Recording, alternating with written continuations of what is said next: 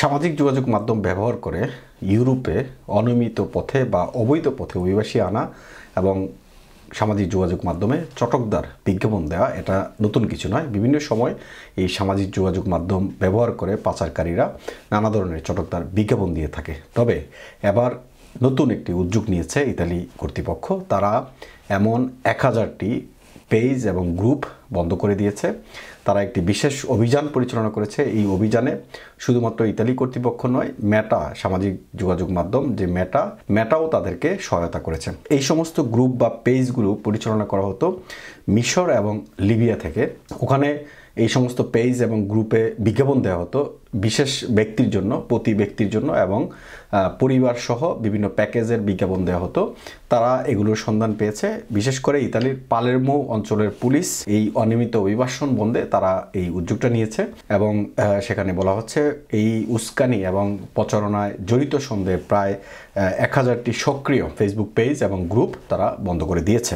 এই খবরটি জানিয়েছে ইনফো মাইগ্রেন্টস। লিবিয়া এবং মিশরীয় মানব পাচারকারীরা এসব প্রোফাইল পরিচালনা করতে বলে জানিয়েছে ইতালি কর্তৃপক্ষ। বন্ধ করে দেওয়া অ্যাকাউন্টগুলোর মধ্যে বিভিন্ন পেজ ও গ্রুপ রয়েছে। এসব অ্যাকাউন্টের মাধ্যমে উত্তর আফ্রিকার উপকূল থেকে ইতালিতে অনিয়মিত অভিবাসনের যাত্রা সংগঠিত করতে প্রচার ও যাত্রার দাম সহ বিভিন্ন প্যাকেজের বিজ্ঞাপন দেওয়া হতো। এছাড়া একক ব্যক্তিদের জন্য আলাদা দাম এবং পরিবারগুলোর জন্য ফ্যামিলি প্যাকেজের বিজ্ঞাপনও ছিল এসব পেজে।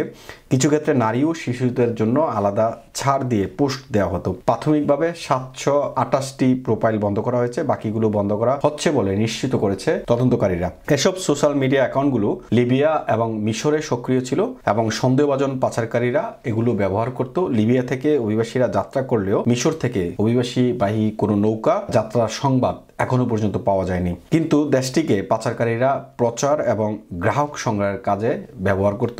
ইতালি কর্তৃপক্ষ বিভিন্ন অ্যাকাউন্ট বন্ধের এই অভিযানে সহায়তা করেছে সোশ্যাল মিডিয়া জায়ান্ট মেটা সহ বেশ কয়েকটি কোম্পানি। গত বছরের নভেম্বর থেকে পালেরমো পুলিশের কেন্দ্রীয় কমান্ড এসসিইউ এর স্থানীয় তদন্তকারী বিভাগের সহযোগিতায় আফ্রিকা উপকূল থেকে ইতালিতে অনিয়মিত ভ্রমণের পাচারের জন্য ব্যবহৃত সামাজিক পেজ এবং প্রোফাইলগুলো পর্যবেক্ষণ করা শুরু করেছিল কর্তৃপক্ষ। পালেরমোর বিশেষ ফ্লাইং স্কোয়াড অভিবাসী পাচারে সক্রিয় অপরাধী সংস্থাগুলোর অপারেশনাল মডেল ব্যবহার করে এসব অ্যাকাউন্ট শনাক্ত করে। এক্ষেত্রে লিবিয়া ও তিউনিসিয়ার পুলিশও সহায়তা করেছে।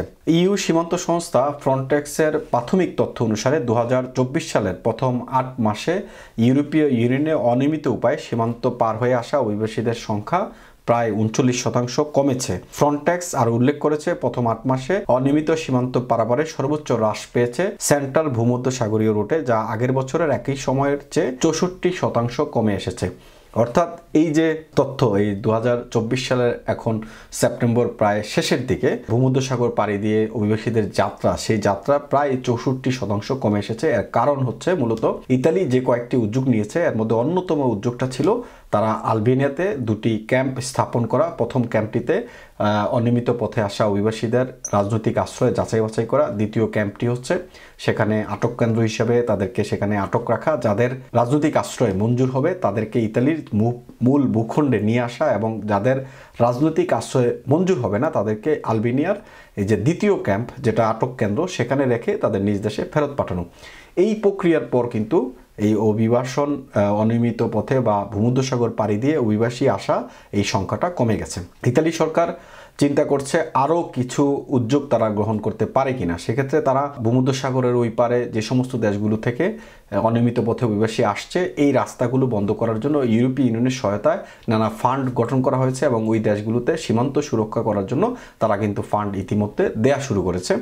আজকে এই ইনফো মাইগ্রেন্টসের এই খবরটি সেটি অনেকটাই গুরুত্বপূর্ণ, কেননা তারা অনিয়মিত পথে অভিবাসন বন্ধ করার জন্য নতুন এই যে উদ্যোগ, যে সমস্ত সামাজিক যোগাযোগ মাধ্যম ব্যবহার করে যে সমস্ত পেজ এবং গ্রুপগুলোতে বিভিন্ন প্রচারণা চালানো হতো এবং উৎসাহিত করা হতো অনিয়মিত পথে অভিবাসনের, এই উৎসাহিত করাকে তারা নিরুৎসাহিত করতে অথবা এই উস্কানিকে তারা বন্ধ করার জন্য 1000টি সামাজিক যোগাযোগ মাধ্যমের পেজ এবং গ্রুপ তারা ইতিমধ্যে বন্ধ করেছে, 728টি বন্ধ হয়ে গেছে, আর বাকিগুলো বন্ধ করার প্রক্রিয়া চলছে। এক্ষেত্রে ইতালির কর্তৃপক্ষকে সহযোগিতা করেছে মেটা সহ বেশ কয়েকটি কোম্পানি। তো সুতরাং বলাই যাচ্ছে যে অনিয়মিত পথে অভিবাসন বন্ধ করার জন্য ইউরোপের বেশ কয়েকটি দেশ নানান উদ্যোগ ইতিমধ্যে গ্রহণ করছে, এবং এই উদ্যোগগুলো অদূর ভবিষ্যতে আরও কঠোর থেকে কঠোরতর হতে পারে।